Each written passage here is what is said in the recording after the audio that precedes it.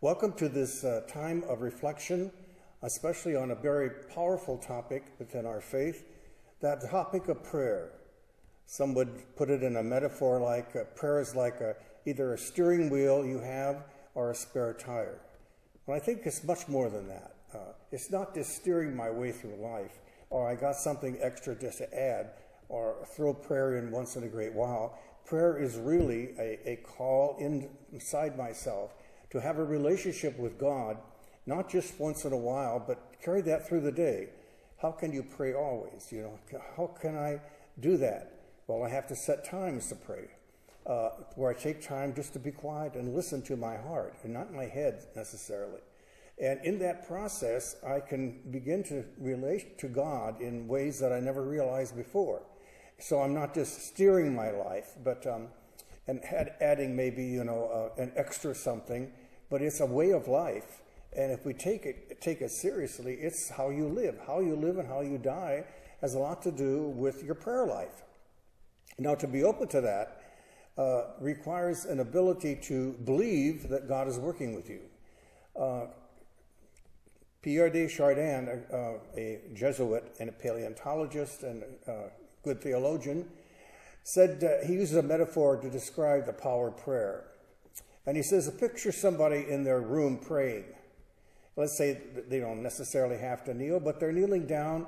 And as you get closer, you notice that the energy from the universe is passing through the room. You see these rays passing through the person and through everything in the room. And as the individual's praying, these rays are adjusting themselves, the energy levels, because we're connected. Prayer is about being connected to everything. We are part of God's creation, so what we do does affect other things, people as well as circumstances. So prayer is somebody said the other day, something about, things are rough today, but if we didn't pray, they probably would be even worse. So we do have that petition that people are constantly asking for the strength to do what they need to do and to be what they're supposed to be. Now, the thing is, you don't have to act a certain way to pray. Pray as you are, not as you think you should be. If I'm having a bad day, that's my prayer. I'm just crabby, grumpy, and falling apart, and God knows that. So I say, God, I'm falling apart. I'm mad at everybody, including you, and I'm pouting right now. And God's, that's okay. I understand that. I love you anyway. And, so we can pray even when we pout. That's not a sin.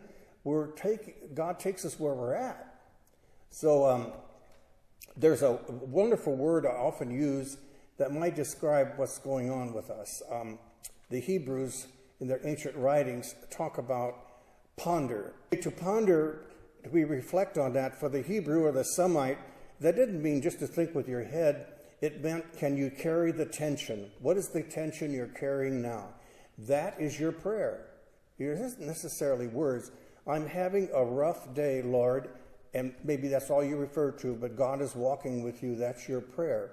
To ponder is to carry the tension, and sometimes you can't get rid of it. You got to go through the crucible. And give me the strength to grieve through the loss of so-and-so. Give me the strength to face this unexpected accident that has thrown my life in circles again. And I need guidance and I need strength. And sometimes all we can do is just be present to the presence that's always there. There's many ways to help others pray too, and they can help us. Sometimes it's good to have another person with you who also will join you in prayer. Wherever 2 or 3 are gathered, Jesus said there's a great strength in that. And it makes all the difference in the world. And God will keep coming to you and me, and he's going to call us out to ponder what's going on. And every day is like a parable. Every day when we get up, you got the day ahead to figure out what the parable is you're going to live by today and get through. What is God telling you in the parable of today? How your life is going, what's going on there, and what can I learn from it? Now, of course, you're going to think that way if you happen to be a person who is willing to pray daily. That means whether you do it in the morning, afternoon, or evening, it might be trying to drive your way to work, and it's in your heart. And you may not be saying so much as, like the saints would say, yearning for God, desiring God. That's prayer. Prayer is in so many ways, it's a multitude of ways to pray because you're in relationship. It was pointed out to me one time, if you take time with a good friend, and you both enjoy each other, and the time seems to pass pretty fast. Well, that's what we should do with God, because God is with us. And we like to be with our friend and just be there. It doesn't have to say a lot because God already knows, but God knows I'm sitting there present, listening, and wondering where I'm going to go with the next problem I'm going through. There's many ways that you have to learn how to carry the burden. St. Teresa of Lisieux, the little flower, had a profound insight. She's only 24 years old when she died. Tremendous gift of great intelligence as far as the spiritual life goes, a doctor of the church. And she said it this way: when I can serenely bear the trials of being displeasing to myself, then I will be for Jesus a pleasant place of shelter. What does that mean? When I can put up with myself, because if I can't put up with myself, guess who has to put up with it? Everybody else that lives with me. So I got to learn how to carry serenely bear the trials. I'm having a bad day. I'm messing up everything, and I'm really a burden to myself right now.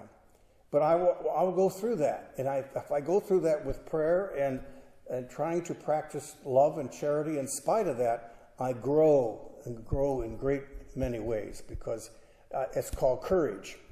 Faith also can bring courage. And by going through the process, I'm transformed. There's more transformation. There's more strength giving.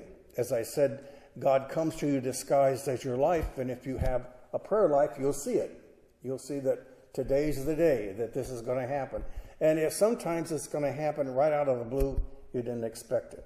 So then again, you carry the tension, and you take it to prayer. There's many ways, as I said, to pray.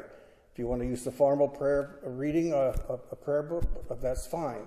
But a lot of times it's just catching God, so to speak, or God letting you catch God in your daily activity. It doesn't have to be something that's always with your head. You could be washing dishes, washing a car, and still be present with God. So there's these many ways that God comes to us, and we talk about the steering and, a spare tire thing, that God is steering our lives. The Holy Spirit's steering that life of ours and guiding it. And the spare tire would be the grace we get, the extra things that God gives us in life. Both are important, but it was not just say we do this once in a while. This is the way we live, day in and day out, 24 hours a day with God, who never leaves us, who's always present. And the important thing is that I know that, and that my life is having meaning and purpose to go on. Since we've been talking about prayer and the different ways of approaching prayer, I'd like to give some examples, because sometimes we feel the only way we can pray is to be in church. Well, St. Francis would see the temple of God is everywhere. The whole world is a temple. And we go to buildings to be reminded that out there and everything is God teaching us something. And so we take a special space, we call it holy space, to realize that everything out there is holy. So how do we come in contact with that? Be aware of it anyway. And the examples that I was taught, even from a childhood, praying at home. My mother was always prayed her evening novena. That was always what she had to have before she went to sleep. And so that was faithful to Our Lady of Perpetual Help. It was always a beautiful thing that I never forgotten. And she always prayed that we would be protected. And we were protected from some really disasters in life that we could have been in. And the other way of praying, I know of a fellow, he's now deceased. He was a fellow friar, and he said, sometimes I'm in such a disastrous situation with the pain in me and all that, I just get a bowl, and I sit on the floor with the empty bowl and a little spoon, and I hit it and say, God, fill me. And he said, it's just a prop, and there's a beautiful thing. And I thought, yeah, that's prayer. Help me, Lord. Don't somebody comes in and you're hitting the bowl. You want to make sure they know what you're doing. They'll think you're goofy. But I mean, there's things like this that call forth, the beauty that's around us is a way of praying too. There's that poet that said he saw this beautiful bush and he said, "God, where are you?" And the bush exploded into blossom. There it is. And so that's what prayer does. It makes you take a second look at what you got. And maybe we would appreciate it more if we did. That's Pope Francis, this whole idea of Laudato Si, be praised, my Lord, for creation. And to do that, you got to respect it. And we always say to respect means to take another look. Take another look at what we're doing to each other and to the environment. And that's another form of prayer. You just sit outside. When people come here sometimes, the environment is enough to bring their conversion about. God speaks through all these circumstances and comes to you disguised as your life.